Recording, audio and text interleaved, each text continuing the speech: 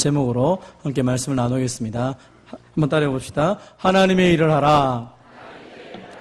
우리는 이 감사절을 맞이하여서 우리가 믿는 예수님이 어떤 분이신지를 함께 나누고 있습니다. 지난 주간에는 우리가 믿는 예수님은 12년 동안 질병으로 앓고 있는 여인의 혈류병을 낫게도 하시고 12살 된 아이가 죽었을 때 죽은 자를 살리시고 하신 예수님이 바로 우리가 믿는 예수님임을 고백했습니다.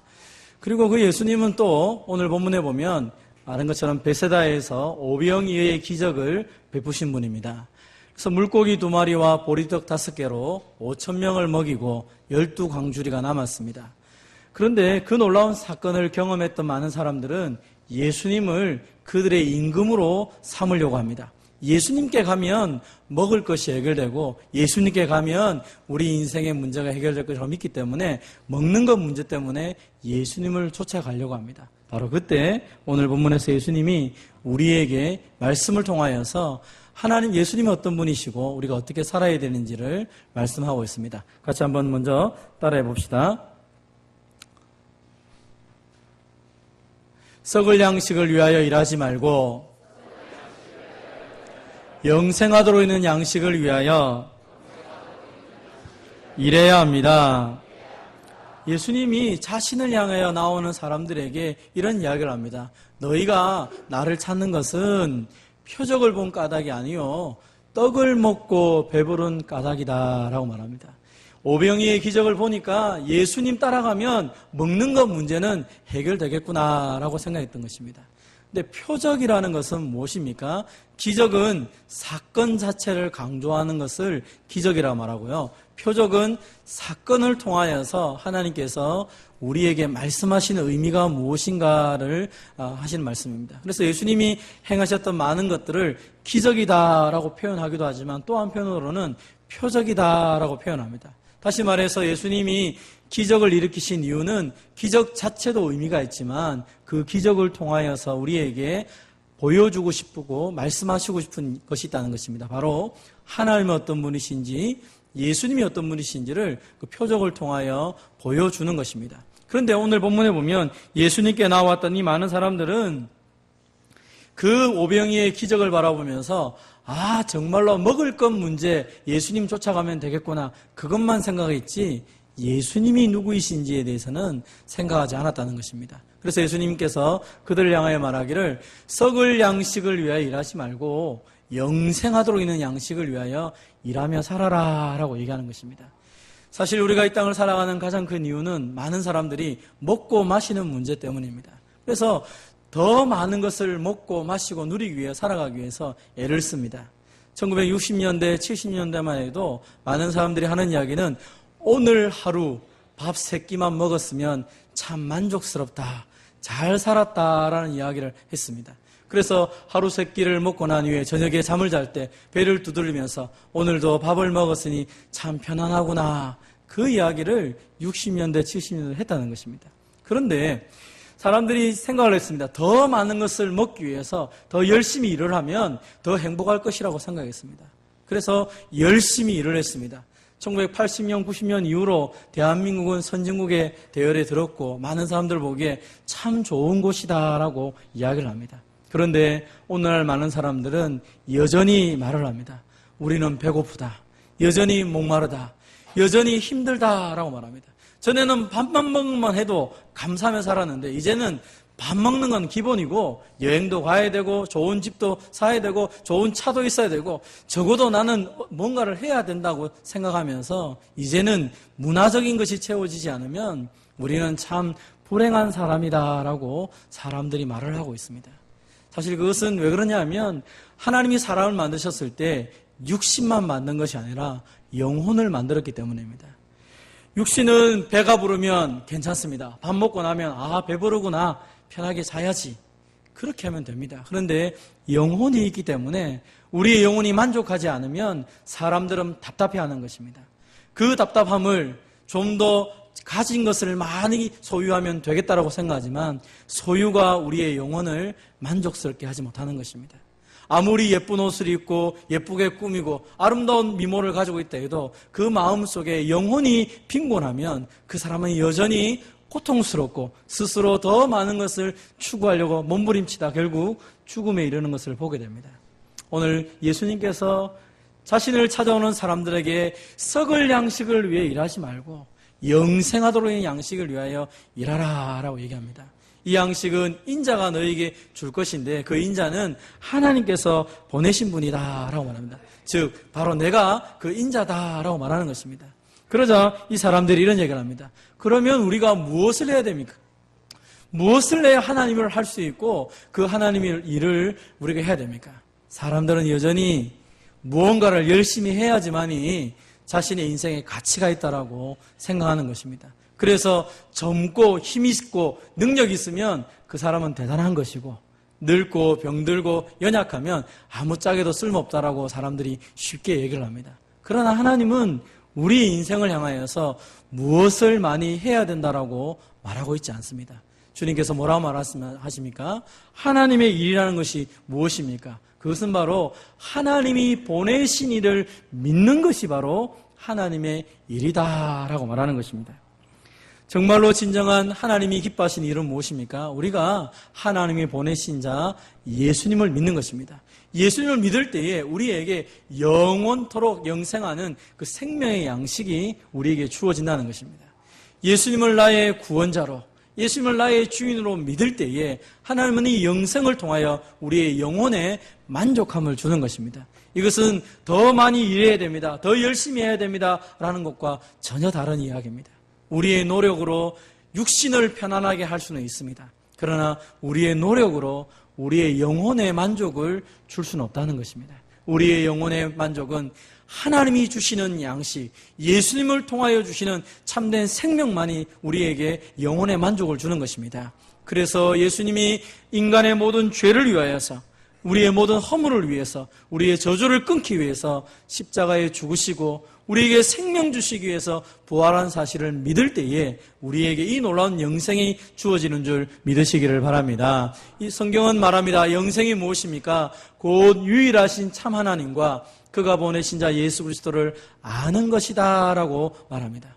예수님을 알고 하나님을 아는 것, 지식적으로 아는 것이 아니라 날마다 경험하며 살아갈 때 비로소 우리는 영생의 삶을 산다는 것입니다.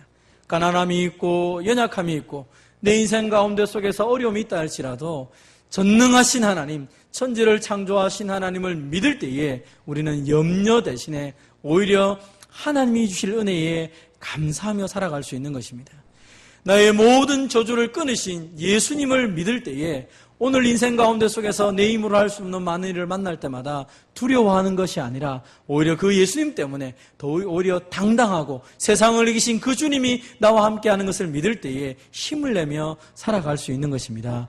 영생이라는 것은 이처럼 죽어서 영원히 사는 것뿐 아니라 이 땅에서 하나님과 예수님을 날마다 경험하며 살아가는 것이 참된 영생이라고 말씀을 하십니다. 하나님은 이 영생을 예수님을 통하여 우리에게 주셨다라고 말씀합니다. 그러므로 예수님을 믿는 우리 모두에게는 참된 생명, 영원한 생명이 있기 때문에 하나님이 주신 은혜가 늘 머물고 세상 사람들이 이해할 수 없는 그 기쁨과 즐거움이 우리 안에 있다라고 성경은 말하고 있는 것입니다.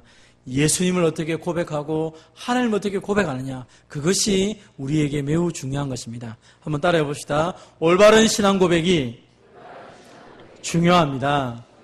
예수님이 어느 날 제자들에게 질문을 했습니다. 사람들이 나를 누구라 하느냐? 예수님은 선지자이시고 위대한 분이시고 정말로 엘리야 같은 사람이고 그리고 세례왕 같은 사람입니다.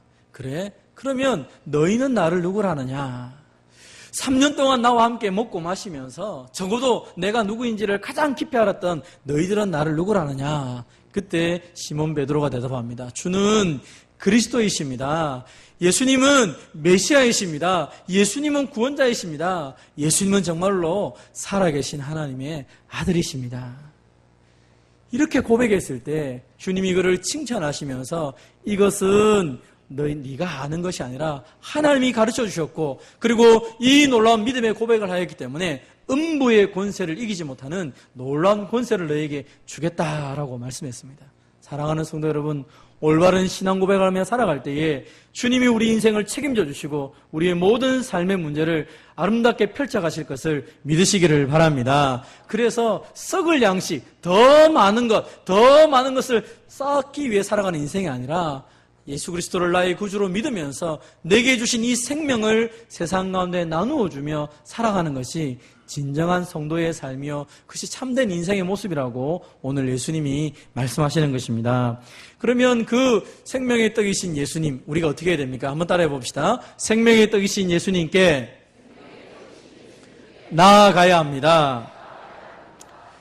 예수님이 생명의 떡이다, 내가 바로 하나님 보내신 생명의 떡이다 라고 말을 하니까 사람들이 얘기합니다. 아이, 도대체 당신을 우리가 어떻게 보고 생명의 떡인 줄 믿을 수 있습니까?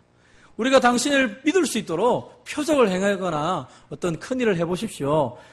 우리가 아는 모세는 적어도 광야에서 40년 동안 만나를 내린 사람입니다. 뭐 당신이 한번 물고기 2마리와 보리떡 5개로 5,000명 먹었다고 해서 그럼 그거 한 번 했다고 무슨 하나님의 아들이고 구원자입니까? 적어도 모세처럼 그 광야에서 매일매일 만나를 주어서 그 수만 명의 사람들이 매일매일 양식을 먹을 수 있도록 그런 기적을 행해야 그래도 메시아 아닙니까?